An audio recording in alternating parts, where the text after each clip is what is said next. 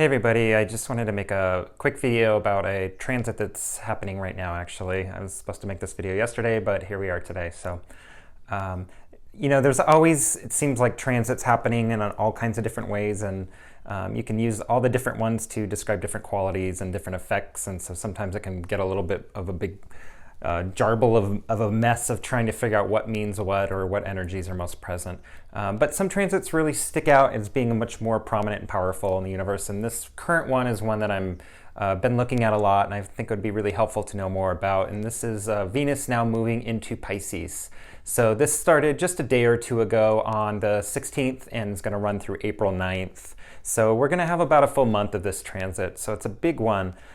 Venus moving into Pisces gives us a mix of these qualities. So we have the Venus qualities of creativity, art, music, divine play, sensuality, artistic expression, and aesthetics, and this type of thing. And being in the sign of Pisces, this is also a very similar nature in that it gives us a connection to the larger universe. It's very much about creativity, imagination, intuition, and any other kind of otherworldly qualities. So I always look at Pisces as being sort of this gateway between the material world and the etheric world.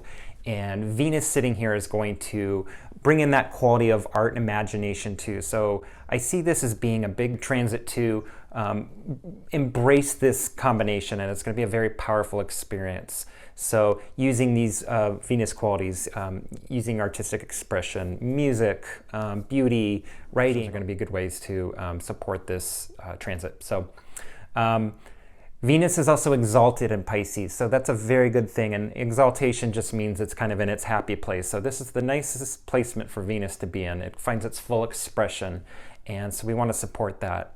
It is also happens to be combust with the sun, which is an interesting kind of side note to it. And essentially what combustion is going to do is just limits the ability of that planet to perform completely. So that's one little caveat we want to watch for. The sun, what it often does is this is an expression of our ego or our soul. So there's the higher expression of the soul and there's the lower expression. So we want to really make sure we're embracing this higher expression during this time of Venus. And so using all these art, music things as kind of a bridge through that. The best way to utilize that is going to be to use it for a higher expression. So you may do things like beautify your home using Vastu principles and how you organize your space to fit more into kind of the cosmic threshold of things, right?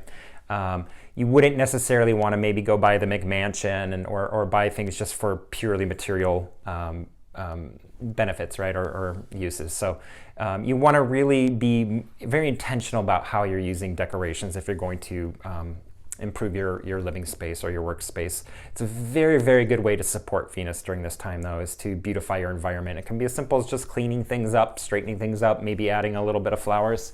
I got these beautiful moms right here. So just adding anything into your environment that's going to support Venus during this time is going to be a really good time. You can also look to your dreams. I think this is a nice time for a portal between kind of the otherworldly places and the physical manifestation place. So because of this combustion, the Venus energy will be a little bit weakened, even though it's exalted. It's again, a little bit of a push and pull here. So really this means you want to open up to this expression from the divine and surrender to it completely. So try not to direct this pathway or this porthole. Just try to observe.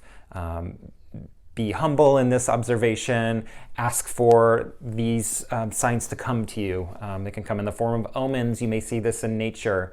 I tell people to often look for synchronicities especially, or things that seem very out of the normal, not bad in any way, but just something that makes you stop and go, whoa, like kind of a deja vu moment or something like this. So animals in nature are always great expressions of omens for us. So watch for that and watch for your dreams, because Pisces is very dreamy, very mysterious, and kind of into the murky oceans of the subconscious. It's the perfect space to do some exploration. Again, here, you don't want to over direct this process, just be open to it. So maybe before bed, when you're laying in bed, ask whoever you talk to open you up and allow you to be an open vessel for this energy to flow through. It's one of my favorite ways to do it. You can also do some dream journaling when you wake up in the morning. It's often good to do it immediately before you start forgetting everything. Write down what you remember. Was there a really prominent dream you had? Was there some image in the dream that really stuck out at you? You know, dreams can be all kinds of crazy things, right? But sometimes there'll be these very specific maybe a person in the dream or an animal in the dream. I just had a dream last night about bees. So something very specific that when you wake up, you just go, what was that about? Those are where we're going to get our clearest signals.